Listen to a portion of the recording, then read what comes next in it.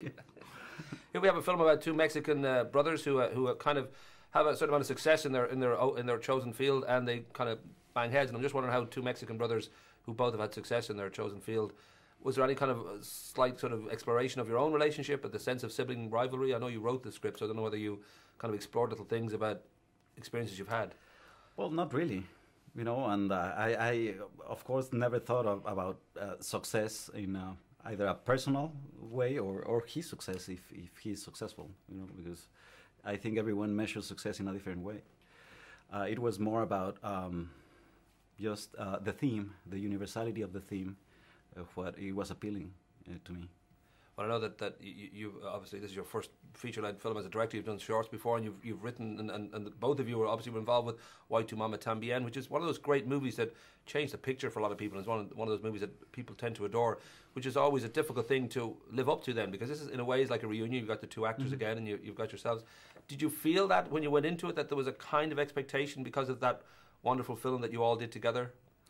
Yeah, well, I knew there was going to be that expectation, but I also knew all the way that, you cannot repeat films.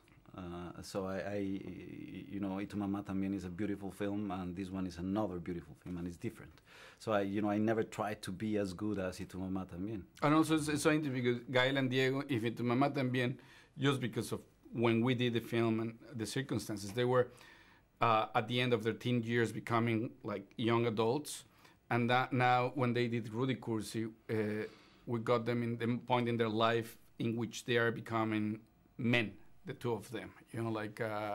Not just young adults, but adults. And I think that's very. Probably is the first role for the two of them playing grown-up men. And I should ask you that some people reading about the movie itself, some have seen it as a sort of a parody on the narco society of Mexico. Others have seen it purely as an exploration of sibling rivalry. I don't know whether there were certain goals that you set out with when making the film that you thought, well, this is just going to be fun, or whether there were certain things you wanted to say.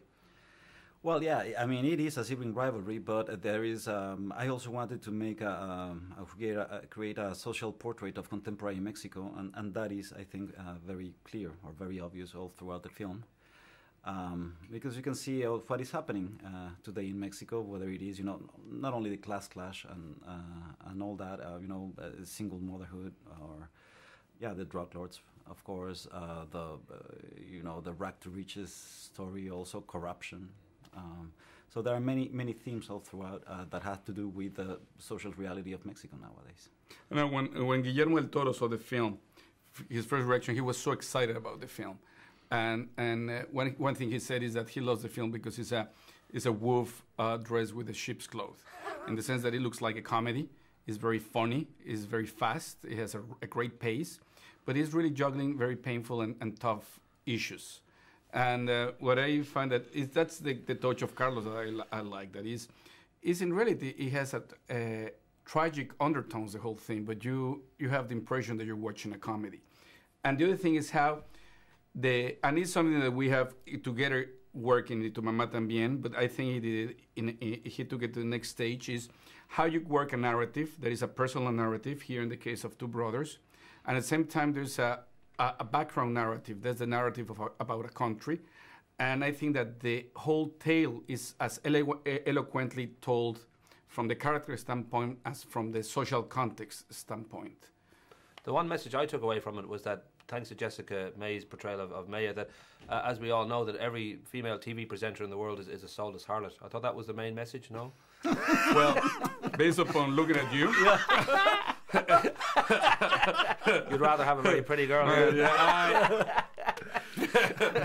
But that notion too, that with your cha-cha-cha films, with you have with Guillermo and Alejandro, and you said that a large part of that is to make films with a sort of social look at social. Well, not necessarily. No. It's just to make films for Alejandro's, Guillermo's, and my films. All right. This we happened to include because it was perfect timing, and it was all of us members of a very extended family. So why not do this as our first project? And were you surprised that it did go top 5 of all time? I think in Mexico, it's done so well. I don't know if that caught you by surprise. Amazing. Or top 3, no?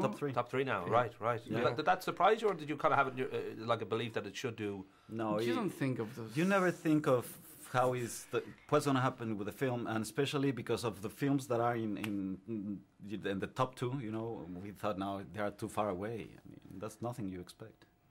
Things just happen.